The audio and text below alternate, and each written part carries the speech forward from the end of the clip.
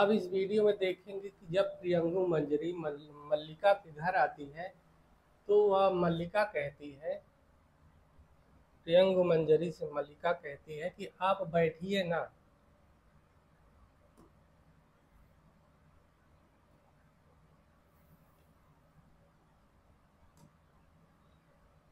मल्लिका कहती है आप बैठिए ना, तो प्रियंगु मंजरी कहती नहीं, बैठना नहीं है, मैं बैठना नहीं चाहती हूँ, तुम्हें और तुम्हारे घर को देखना चाहती हूँ। प्रियंगु मंजरी मल्लिका से कहती कि मैं बैठने नहीं आई हूँ, मैं यहाँ तुम्हें और तुम्हारे घर को देखना चाहती हूँ। उन्होंने यानी कालिदास ने बहुत बार इस घर की और तुम्हारी चर्चा की है। मतलब जब जब भी कोई बात उठती है तो कई बार अक्सर कालिदास इस घर की और मल्लिका की बात करते हैं।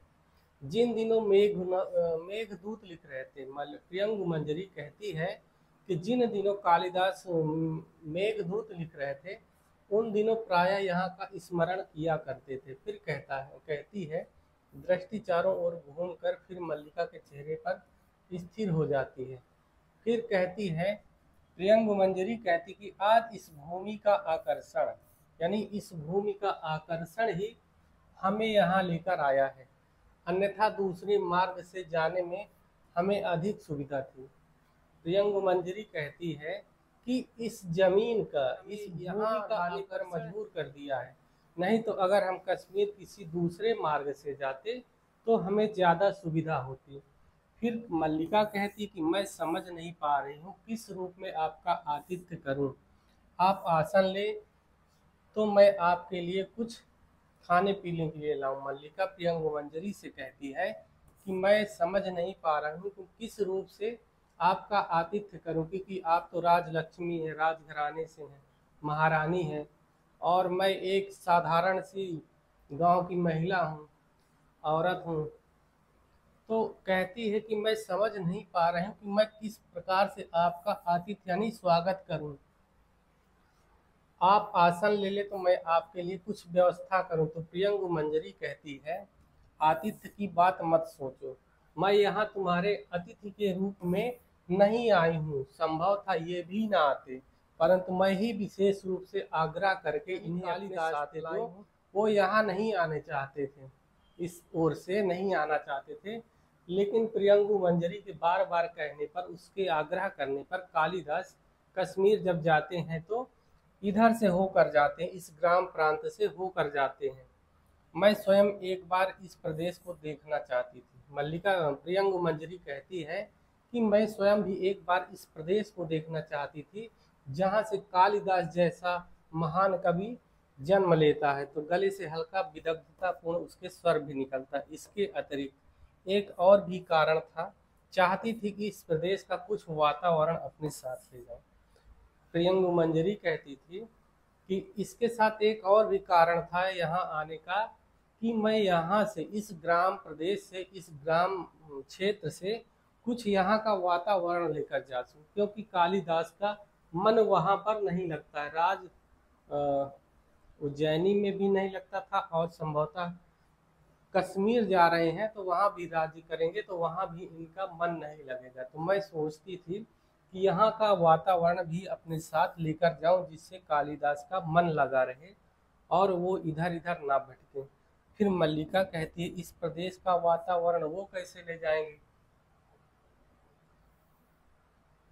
तो प्रियंगु मंजरी मुस्कुरा कर उसे देखती है, फिर टहलती हुई झरोखे के पास चली जाती है, यानी उसी झरोखे का चित्रण इस नाटक में कई बार हो चुका है। तो प्रियंगु मंजरी कहती है, यहाँ से बहुत दूर तक की पर्वत श्रृंखलाएं दिखाई देती, कितनी निर्व्याज सुंदरता है। मुझे यहाँ आकर तुमसे स्पर्धा हो रही है कि क्यों मैं तुम्हारी जगह नहीं थी, मैं तुम्हारी जगह होती और कालिदास मेरे साथ होते तो बात ही कुछ और थी। तो उसको जलन होती, उससे स्पर्धा होती मल्लिका से कि मैं तुम्हारी जगह क्यों नहीं थी। फिर मल्लिका कहती है कि दो एक पर उस ओर आगे बढ़ाती है। फिर मल्लिका कहती है, हमारा सौभाग्य होगा कि आप कुछ दिन इस प्रदेश में रह जाएं, यहाँ आपको असुविधा तो होगी, परंतु मल्लिका प्रियंगु मंजरी से निवेदन करती है कि हम आपसे आग्रह करते हैं, अनुरोध करते हैं, या हमारा सौभाग्य होगा अगर आप यहाँ पर कुछ दिनों के लिए रुकें। फिर प्रियंगु मंजरी विदग्ध भाव से उसे देखने लगती है। तो प्रियंगु मंजरी कहती है, इस सौंदर्य के सामने जीवन की सब सुविधाएं हैं। यानी यहाँ जो सौंदर्य है, इस सौंदर्य के आगे, इस ग्रामीण क्षेत्र में जो सौंदर्य है उसके आगे सारी सुख सुविधाएं हे हैं, यानी छोटी हैं, घृणित हैं। इसे आंखों में व्याप्त करने के लिए जीवन भर का समय भी पर्याप्त नहीं है। प्रियंग मंजरी आगे फिर से कहती है कि इस सौंदर्य के आगे, यहाँ के सौंदर्य, इस ग्रामीण क्षेत्र के, इस ग्राम प्रांतर के सौंदर्य के आगे सारी सुख सुविधाएं हे हैं, और इन्हें आंखों में व्याप्त करने के लिए, भरने के लिए पूरा जीवन का समय भी पर्याप्त नहीं होगा। फिर झरोके के पास से हट जाती है। फिर कहती है, परंतु इतना अवकाश कहाँ है, इतना समय कहाँ है हम लोगों के पास। फिर कहती है प्रियंग मंजरी की कश्मीर की राजनीति बहुत अस्थिर है, और हमारा एक एक दिन वहाँ से दूर रहना कई कई समस्याओं को जन्म दे सकता है। एक प्रदेश का शासन बहुत बड़ा उत्तरदायित्व होता है, हम पर तो और भी बड़ा उत्तरदायित्व है, क्योंकि कश्मीर की स्थिति इस समय बहुत संकटपूर्ण है। वो यूँ वहाँ के सौंदर्य की ही इतनी चर्चा है, परंतु हमें उसे देखने का अवकाश कहाँ रहेगा। फिर बाहें पीछे टिकाए आसन पर बैठ जाती है, इसलिए तुमसे स्पर्धा होती है। फिर आगे प्रियंग मंजरी कहती है, इसीलिए तुमसे और भी स्पर्धा होती है कि सौंदर्य का यह सहज उपभोग हमारे लिए केवल एक सपना है। यानी ये जो सौंदर्य का उपभोग तुम कर रही हो वह तो हमारे लिए एक सपना ही है। और कहती है, बैठ जाओ। आसन पर अपने सामने बैठने के लिए उसे संकेत करती है मल्लिका को। मल्लिका नीचे बैठने लगती है तो वह उसे रोक देती है। फिर कहती है प्रियंग मंजीर कि यहाँ मेरे पास दूसरा आसन ले लेती है। तो कोने से मोढ़ा उठाकर आसन के पास रख लेती है और उस पर रखे भोज पत्र आदि गोदी में रखकर बैठ जाती है। यानी जो कालिदास के लिए उसने भोज पत्र तैयार किया था उसको अपनी गोद में उठाकर वहीं पर बैठ जाती है, उसी आसन पर। प्रियंग मंजरी कहती है कि लगता है यहाँ ग्राम प्रदेश में रहकर भी तुम्हें साहित्य से अनुराग है। जब प्रियंग मंजरी देखती है कि मल्लिका के हाथ में भोजपत्र आदि कई ग्रंथ हैं तो वह कहती है कि लगता है तुम्हें इतने शहर से इतनी दूर, राज्य से इतना दूर रहकर, ग्रामीण क्षेत्र में रहकर भी तुम्हारी साहित्य के प्रति इतनी रुचि है, इतना तुम्हें साहित्य से प्रेम है, जो तुम्हारे पास इतने ग्रंथ मिल रहे हैं, इतने दिखाई दे रहे हैं। तो मल्लिका की आंखें थोड़ा सा झुक जाती हैं। तो फिर प्रियंग मंजरी पूछती है कि ये रचनाएं किसकी हैं। तो मल्लिका उत्तर देती है कि कालिदास की ही रचनाएं हैं। जब मल्लिका मोढ़े से उन ग्रंथों को लेकर उस पर बैठ जाती है तो उनको देखकर प्रियंग मंजरी उससे कहती है किंतु कि तुम राज्य से इतना दूर रहकर, ग्रामीण क्षेत्र में रहकर इन साहित्य ग्रंथों को अपने पास रखती हो, तो पूछती क्या तुम्हें इनसे कुछ विशेष अनुराग है, कुछ विशेष प्रेम है। और उससे पूछती कि यह ग्रंथ किसके रचे गए हैं। तो मल्लिका कहती है ये सारे ग्रंथ कालिदास की रचनाएं हैं। प्रियंग मंजरी की बाहें कुछ संकुचित हो जाती हैं। प्रियंग मंजरी कहती है, अब वे मात्र गुप्त के नाम से जाने जाते हैं, यहाँ भी उनकी रचनाएं मिल जाती हैं। प्रियंग मंजरी को मल्लिका से थोड़ा सा जलन होती है, तो वह कहती है कि अब कालिदास कालिदास के नहीं बल्कि मात्र गुप्त के नाम से जाने जाते हैं। और उससे कहती कि क्या उनकी रचना यहाँ भी मिल जाती है। तो मल्लिका उत्तर देती कि ये प्रतियां मैंने उज्जैनी से आने वाले व्यवसायियों से प्राप्त की है। प्रियंग मंजरी जब पूछती है कि क्या ये कालिदास की रचनाएं यहाँ भी मिल जाती हैं, तो मल्लिका उत्तर देती कि नहीं, ये रचनाएं यहाँ सहज रूप से तो नहीं मिलती हैं, लेकिन मैं विशेष रूप से व्यापारी जो उज्जैनी जाते रहते हैं उनसे अनुरोध करके किसी प्रकार इन ग्रंथों को मंगाने का काम करती हूँ। मैं कुछ ग्रंथों को मंगा लेती हूँ, उन्हीं से प्राप्त करती हूँ। तो प्रियंग मंजरी के होंठों पर हल्की सी व्यंगात्मक मुस्कुराहट प्रकट होती है। फिर कहती है, मैं समझ सकी हूँ कि तुम बचपन से उनकी संगिनी रही हो, उनकी रचनाओं के प्रति तुम्हारा मोह स्वाभाविक है। प्रियंग मंजरी थोड़ा सा व्यंग रूप से हंसती है और मल्लिका से कहती है कि मैं जानती हूँ, कालिदास ने मुझे स्वयं बताया है कि तुम बचपन से उसके साथ रही हो, उसकी संगनी रही हो, और इसी कारण से तुम्हारा लगाव कालिदास के प्रति है और उनकी रचनाओं से तुम्हारा इतना मोह है। तो फिर आगे कहती, जैसे कुछ सोचती सी छत की ओर देखने लगती है। फिर कहती है प्रियंग मंजरी की वे भी यानी कालिदास भी जब तक यहाँ के जीवन की चर्चा करते हुए आत्मविस्मृत हो जाते हैं, इसीलिए राजनीतिक कार्यों से कई बार उनका मन उखड़ने लगता है। प्रियंग मंजरी कहती है कि जब जब कालिदास यहाँ की बातें करते हैं, यहाँ की चर्चा करते हैं, तो वहाँ से उनका जो मन होता है वह आत्मविस्मृत हो जाते हैं, अपने आप में ही खो जाते हैं, और उनका इस कारण से राजनीतिक कार्य में मन नहीं लगता है, जिसके कारण कई समस्याएं उत्पन्न हो जाती हैं और उनका मन राजनीति से उखड़ने लगता है। फिर उसकी आंखें मल्लिका के मुख पर स्थिर हो जाती हैं, मल्लिका की ओर वह देखने लगती है। फिर कहती है कि ऐसे अवसरों पर उनके मन को संतुलित रखने के लिए बहुत प्रयत्न करना पड़ता है, यानी कि जब कालिदास यहाँ की स्मृति में खो जाते हैं और यहाँ की यादों में, यहाँ के ग्रामीण क्षेत्र के, ग्रामीण अंचल के, यहाँ के लोगों को, यहाँ की वस्तुओं विषय में जब भी सोचते हैं, तुम्हारे विषय में जब भी चर्चा करते हैं, तो आत्मविस्मृत हो जाते हैं, स्वयं खो जाते हैं, और उन्हें ऐसे उस अवसरों पर संतुलित रखने के लिए मुझे बहुत प्रयत्न करना पड़ता है। राजनीति साहित्य नहीं है।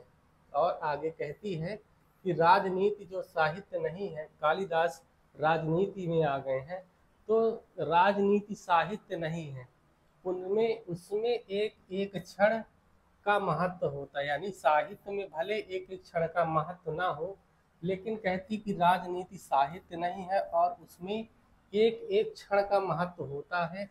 कभी एक क्षण के लिए भी चूक जाए तो बहुत बड़ा अनिष्ट हो सकता है। प्रियंग मंजरी मल्लिका से कहती है, उसे कहती है कि बताती है कि जो राजनीति है, अब कालिदास राजनीतिक पुरुष हो गए हैं, अब वो राजा हैं, और जो राजनीति वह साहित्य रचना नहीं है कि उसमें क्षण का महत्व ना हो। राजनीति में समय का बहुत विशेष महत्व है, यदि एक क्षण भी चूक हो जाती है तो बहुत बड़ा अनिष्ट हो सकता है। राजनीतिक जीवन की धुरी में बहने रहने के लिए व्यक्ति को बहुत जागरूक रहना पड़ता है, लेकिन कालिदास तो खो जाते हैं तो खो जाते हैं, वह यहाँ वहाँ भटक जाते हैं, जागरूक नहीं रह पाते हैं। फिर आगे कहती, साहित्य उनके जीवन का पहला चरण था, अब ये दूसरे चरण में पहुंच चुके थे। फिर प्रियंग मंजरी आगे कहती है कि साहित्य है वह कालिदास के जीवन का पहला चरण था, अब वे दूसरे चरण में पहुंच चुके हैं, यानी वे राजा बन चुके हैं। मेरा अधिक समय इसी आयास में बीता है कि उनका बढ़ा हुआ चरण पीछे ना हट जाए, बहुत परिश्रम करना पड़ता है। मल्लिका से कहती है कि अब कालिदास राजा बन गए हैं, मैं चाहती हूँ कि वह राजा बने रहें, कभी फिर से ना बन जाए, और इसके लिए मुझे जो पहला उनका चरण था वह साहित्य सेवा करना था, साहित्य की रचना करना था, लेकिन अब ये दूसरे चरण में पहुंच चुके हैं, अब ये राजा बन चुके हैं। तो इस अवस्था में मुझे बहुत प्रयत्न करना पड़ता है कि दूसरे चरण यानी राजा से फिर से कहीं कभी ना बन जाए, तो इसमें मुझे बहुत परिश्रम करना पड़ता है। फिर मुस्कुराने का प्रश्न करती है, फिर कहती है कि तुम ऐसा नहीं समझती क्या? तो मल्लिका उत्तर देती है, मैं राजनीतिक जीवन के संबंध में कुछ नहीं जानती। मल्लिका कहती है कि मैं राजनीतिक जीवन के संबंध में कुछ नहीं जानती, मुझे राजनीति का कोई अनुभव नहीं, मैं तो एक सीधी सादी ग्रामीण महिला हूँ। तो प्रियंग मंजरी कहती है, क्यों तुम ग्राम प्रदेश में ही रही हो ना, क्योंकि तुम ग्राम प्रदेश में रही हो ना, इसलिए तुम्हें राजनीति में कोई रुचि नहीं है और ना ही उसके संबंध में कुछ जानती हो। तो उठ खड़ी होती है, इस मल्लिका भी उठने लगती है, तो कंधे पर हाथ रखकर वह उसे फिर से बिठा देती है। फिर प्रियंग मंजरी कहती है कि बैठी रहो, निचले होंठ को थोड़ा चबाती हुई वह टहलने लगती है। प्रियंग मंजरी फिर वहीं पर टहलने लगती है। फिर कहती कि मैंने तुमसे कहा था कि मैं यहाँ का कुछ वातावरण अपने साथ ले जाना चाहती हूँ, यह इसलिए कि उन्हें अभाव का अनुभव ना हो, यानी यहाँ का जो उन्हें अभाव रहता है, यहाँ की यादें जो उनके मन में बार बार आती रहती हैं, तो मैं यहाँ का कुछ वातावरण लेकर जाना चाहती हूँ कश्मीर, जिससे कि उन्हें अभाव का अनुभव ना हो। फिर उससे कई बार बहुत क्षति होती है। जो कालिदास का अभाव होता है, जब यहाँ की स्मृतियों में खो जाते हैं तो उससे हमारी बहुत क्षति होती है, कई नुकसान होते हैं राज्यकाल में। वे व्यर्थ में धैर्य खो देते हैं, जिससे समय भी जाता है, शक्ति भी जाता है। फिर आगे कहते हैं कि उनके समय का बहुत मूल्य है, मैं चाहती हूँ कि उनका समय इस तरह से नष्ट ना हुआ करे।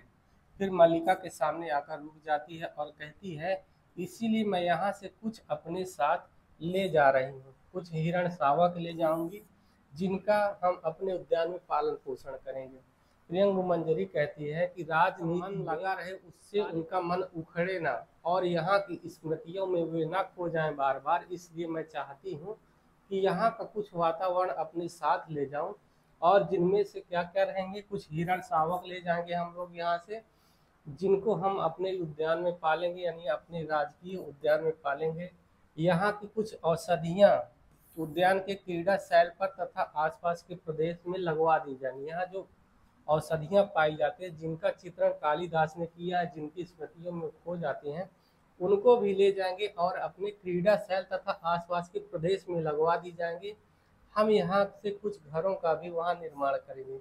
हम यहाँ के जैसे कुछ घर बने हुए हैं, वैसे ही घरों का निर्माण हम कश्मीर में भी करेंगे, जिसके कारण कालिदास का मन वहाँ लगा रहे। मातुल और उनका परिवार भी साथ जाएगा।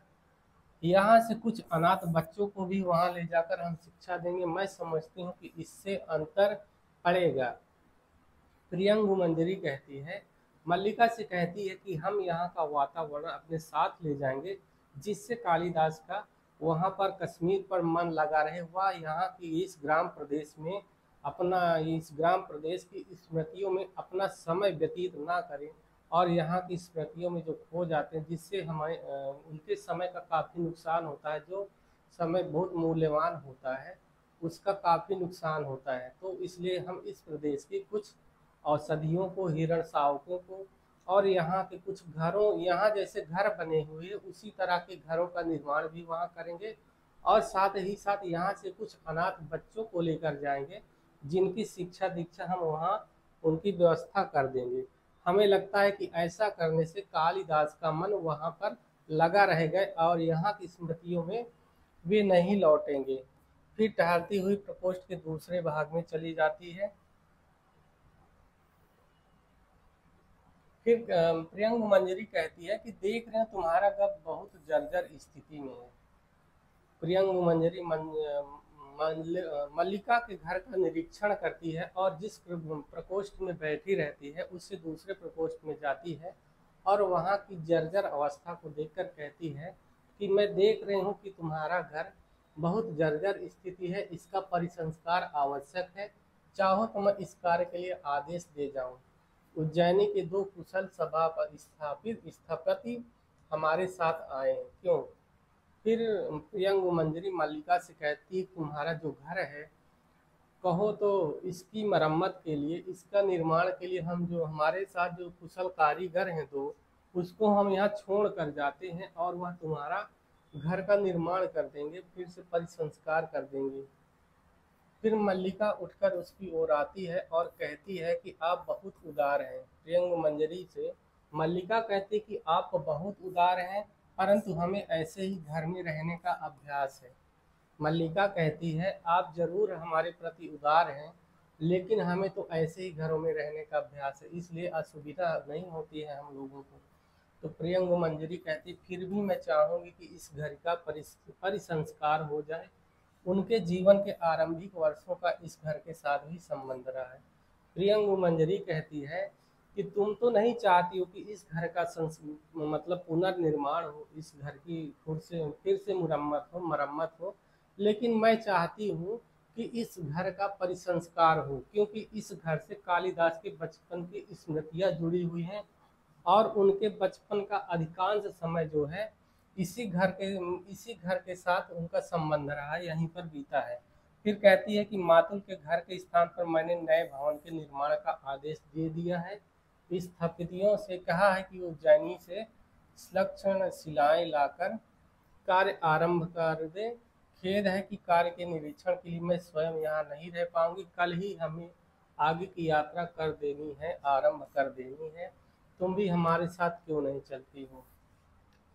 प्रियंगु मंजरी कहती है कि तुम्हारे घर का जब परिष्कार हो जाएगा, परिसंस्कार हो जाएगा, तो उसके बाद क्या है, मातुल के घर पर मैंने नए भवन निर्माण का आदेश भी दे दिया, लेकिन मुझे इस बात का खेद है कि मैं उस कार्य का निरीक्षण करने के लिए यहाँ पर नहीं रहूंगी, क्योंकि हम कल ही यहाँ से चले जाएंगे। और मल्लिका से कहती है कि तुम भी हमारे साथ क्यों नहीं चलती हो? तो मल्लिका विमूढ़ से उसकी ओर देखने लगती है और कहती, मैं चलूंगी आपके साथ? तो प्रियंग पास आकर उसके कंधे पर हाथ हाथ रख देती है।